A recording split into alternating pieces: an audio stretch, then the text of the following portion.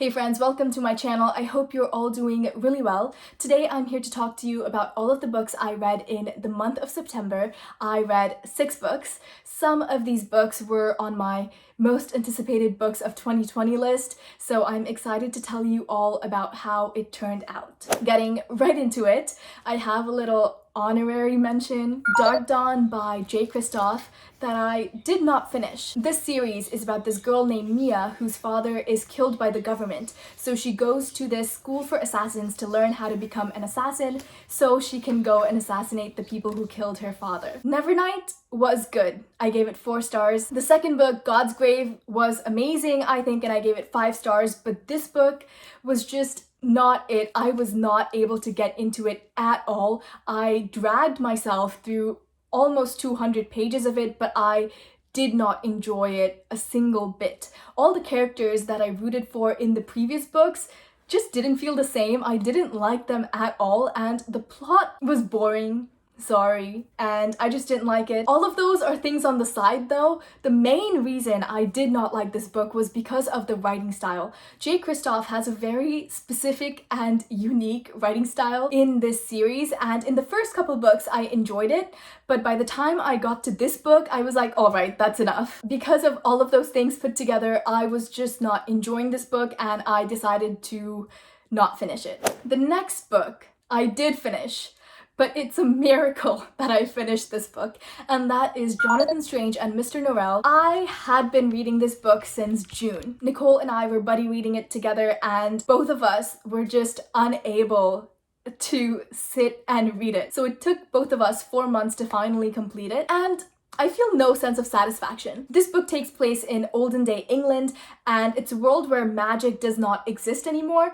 There used to be magic in the past, but now it's just not a thing anymore. But there is exactly one person in all of England that can do magic, and that is Mr. Norrell. He ends up becoming England's most renowned magician by bringing a dead girl back to life, but then he meets a competitor, another magician, also in England, and that is Jonathan Strange. Jonathan Strange basically has all these grand ideas about magic, whereas Mr. Norrell is more practical and he sticks to the books. Soon enough, they become rivals, they don't like each other, and everything is going to hell. This book was the most boring book I have ever read in my entire life. It was 1,000 pages of nothing, and I am really surprised because I expected to love this book. This book was on my list of most anticipated books of 2020, and I expected it to become a favorite because I have heard so many great things about it from friends and just from people on BookTube. So when I read it, I was like, did I read the same book? What's going on? But believe me when I tell you, this book was the most boring book I have ever read in my entire life. I would literally rather read the back of my shampoo bottle. It went on so many tangents, and none of the tangents had anything to do with the main plot line. It also had these huge footnotes. There were pages of footnotes that had nothing to do with the main story as well. So what was the point? What was the point of anything at all? Like I said before, Mr. Norrell and Jonathan Strange had this rivalry going on, but by the end, they just get over it. There's no resolution, there's no climax, there's no problem solving. Jonathan Strange was just like, oh, I actually never hated you at all. And Mr. Norrell was like, oh, I thought you hated me. Let's just work together. And then they just worked together. What was the point? What was the point of 1,000 pages of competing to become the best magician and all that rivalry? What was the point of it all? I know lots of people have this book on their TBRs, and if that is you, go for it. Maybe you'll like it because opinions on books like these are definitely subjective. It just was not for me. 1 star. I hated it. The next book I read is Vox, and this book takes place in a dystopian America where women are only allowed to speak 100 words a day. Originally, I gave this book 1 star, but then I read Jonathan Strange and I was like, no, that is a true 1 star. And I didn't actually dislike this book as much as I disliked Jonathan Strange, so then I bumped this book up to a 2 stars. I loved the premise of this book, the idea that women are only allowed to speak 100 words, and I expected something to come out of that, but it didn't. I don't really know how to explain myself without getting into spoilers, so I'll just get into spoilers, and if you don't want to hear them, just skip this book. So the main character ends up conveniently getting a government job, and she convinces the government to not have her be limited to the 100 words a day anymore.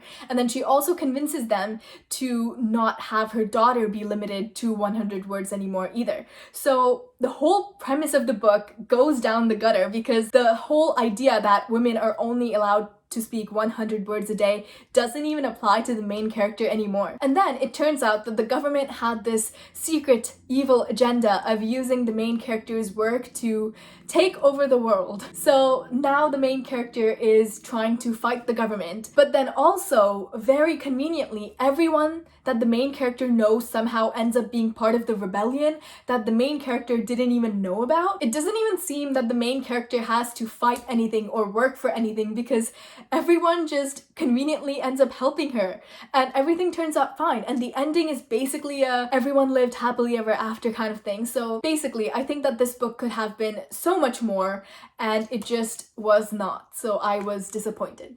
The next book I'll talk about was also one of my most anticipated books ever, and that is Ninth House by Leigh Bardugo. This book is about this girl named Alex who gets invited to attend Yale and look over Yale's secret societies. These societies are basically involved with magic and the paranormal. Alex has always known about the existence of the supernatural ever since she was little, but she finds herself thrown deeper into the supernatural world than she ever has been before. I actually really liked this book. I ended up giving it 4 stars, and I buddy read it with Ashley, who also gave it 4 stars, I think. The pace of this book is definitely slower than a lot of other fantasy books I've read, but all of the things that happen in this book are so heavy that it takes you a really long time to process them, and the fact that the pace is slow helps you along with processing all of that. So I actually really liked the pacing. I really liked Alex as well, and there is this other character, Darlington. I loved him. I love Darlington. I also really like Dawes and Turner, who are also 2 other people involved in looking over these secret societies. One of my favorite things about this book was the relationships between Alex and all these different people, because Alex is someone who doesn't really talk about her feelings much, so I love seeing the way her relationship with Dawes changes throughout the book, because at first they obviously don't trust each other, but later on they get closer. Like, it's just really nice to see, and it's really subtle as well throughout the book. Wonderfully done, really enjoyed it. I am really looking forward to the next one because the cliffhanger. Overall, this was a really satisfying read, and I'm so glad to have finally read this book. The next book I'll talk about is Spinning Silver, and this book was so good. It was amazing, 5 out of 5 stars. I am so glad I read it. One of my friends recommended it to me, and I am so glad she recommended it to me because I wouldn't have read it if she hadn't recommended it. This is a Rumpelstiltskin retelling, and our main character is Miriam. Her father is a moneylender and he lends all this money out to people, but people always make excuses and they never pay him back. So Miriam's family is really poor because her father is really nice and just accepts all these excuses from people. So one day, Miriam has finally had enough. She goes out in the village and collects money from people and does not take any excuses. And she's so amazing. I love her so much. Our 2 other main characters are Wanda and Irina, and I love them both as well. Wanda has 2 little brothers, and I loved the family dynamic between them. Another thing that I really liked about this book is that Wanda, Irina, and Miriam were really strong, solid characters, but they did not fit the strong female character trope that a lot of YA books have. So I really appreciated that. It was refreshing to read. The atmosphere was amazing, the writing style was beautiful, and I definitely will be reading other books from this author in the future.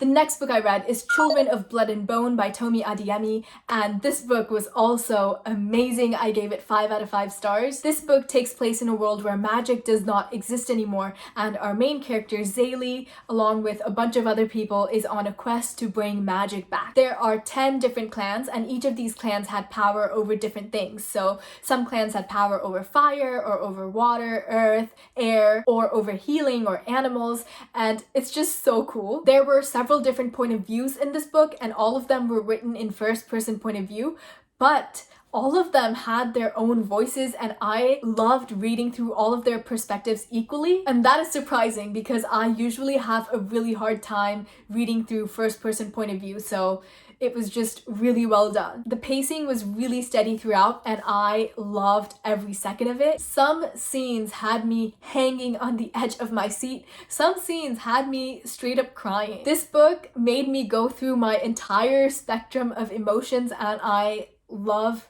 this book for it. The writing style, the dialogue, everything was so beautiful, which is why I decided to pick up the second book right away, and the next book I finished was Children of Virtue and Vengeance. Also amazing, 5 out of 5 stars. This book also took me through an unbelievable journey of emotions. I realized that all the characters that I had come to love in the previous book are really morally gray in this one, so I loved reading through all their different perspectives and reading about the choices that they were making. Characters who I thought would be each other's ride or dies found themselves at odds with each other in this book. There was a war going on in this book. There was a war going on in my heart. I was completely rooting for one side in this war, but I did enjoy reading point of views from the other side of the war as well. Also, I'll try and say this as vaguely as possible because I do not want to give anything away. There is a certain guy that the main character is in a